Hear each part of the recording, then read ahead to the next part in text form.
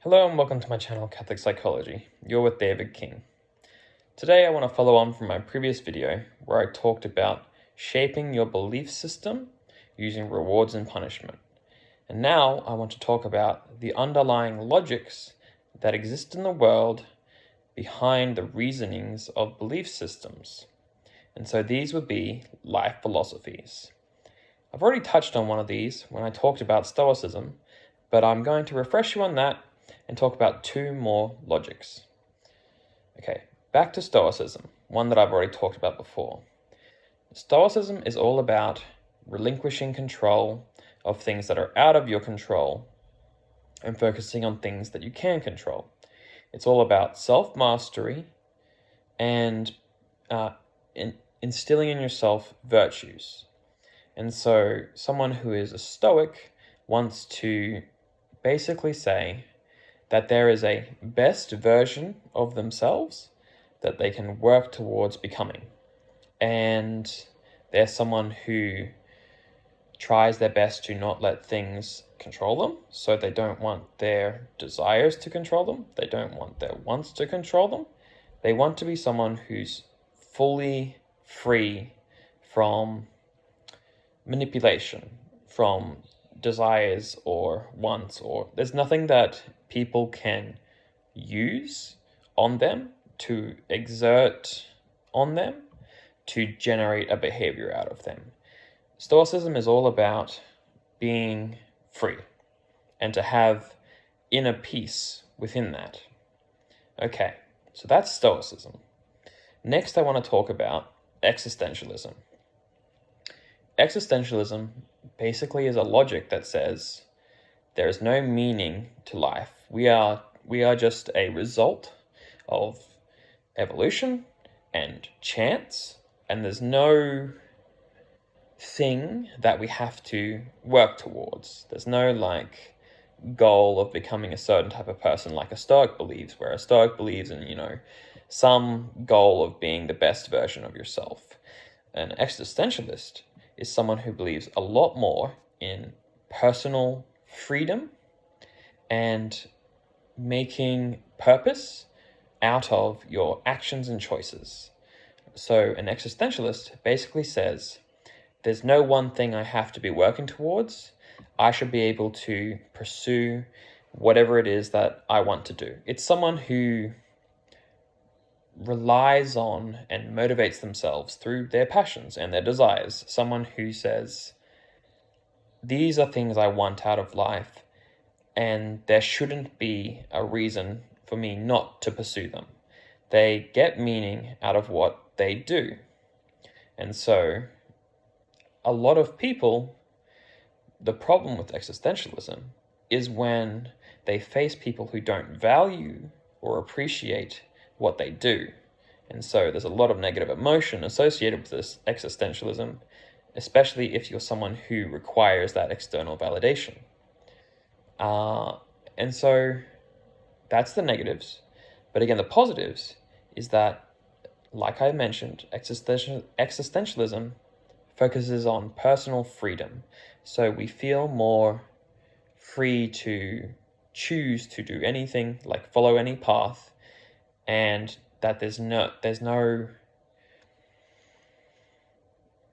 restriction on what we should be able to do. Okay, so that's an existentialist. That's the logic that motivates that belief system. Then we have Buddhism. So what Buddhism teaches is it teaches that suffering comes from attachment and desires. They encourage mindfulness, compassion, and letting go to reach inner peace. What does this mean? Similar to a Stoic, Buddhism believes in not letting desires and attachment control your emotional state.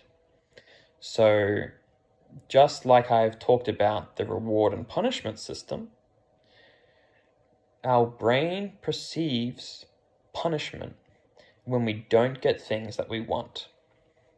And so what Buddhism does is it's teaching, if you don't desire things, if you remove conditions of receiving things from your own happiness, then you will be at peace.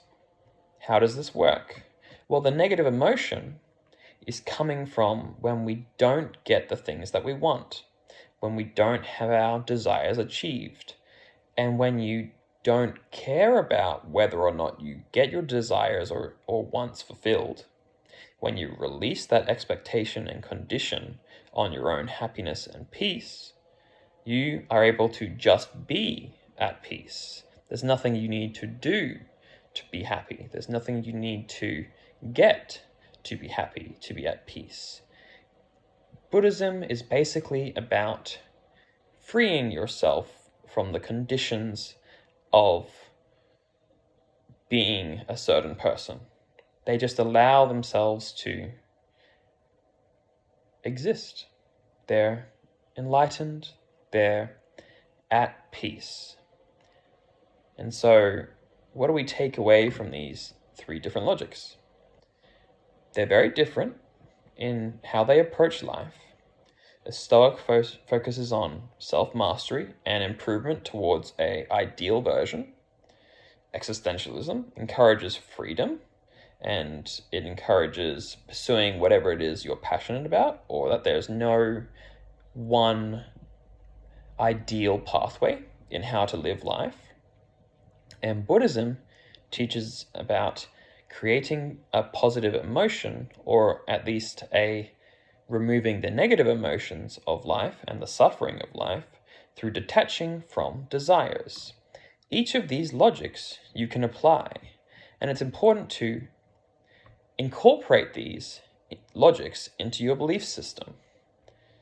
There are many, many philosophies in life, and my next videos will cover 7 more. I'm going to take a few videos covering the top 10 philosophies of life and why you should consider the logics behind them, so that not only can you grow your own belief system, but you can grow in empathy and understanding for why people make the decisions they make, why they value the things they value, and why they prioritize the things they prioritize.